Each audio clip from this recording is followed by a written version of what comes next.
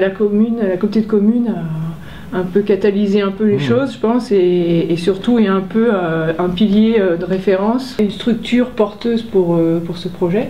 Et donc la communauté de communes, elle a eu ce rôle-là, donc d'accompagner à la fois les différents intervenants dans ce projet, intervenants techniques, Rhône-Alpes Énergie, le parc. Mais l'intérêt du projet, c'était aussi travailler sur l'intégration paysagère. L'idée du projet La Centrale Villageoise, c'était pas forcément les cacher. Au contraire, c'était qu'ils se voient, qu'ils soient bien intégrés, d'essayer que ça soit à la fois pédagogique, que ça se voit, que ça soit esthétique, et que ça donne envie ensuite aux gens de s'investir dans ce projet. Parce que du coup, il y a deux formes de mobilisation.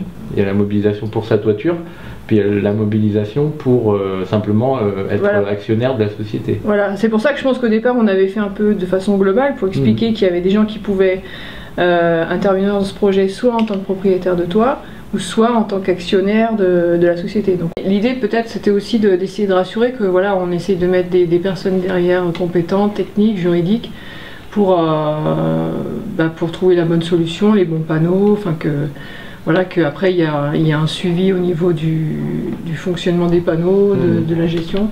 Et peut-être que ça, nous on voyait ça comme un avantage à participer aux centrales villageoises plutôt que mettre des panneaux tout seul sur son toit.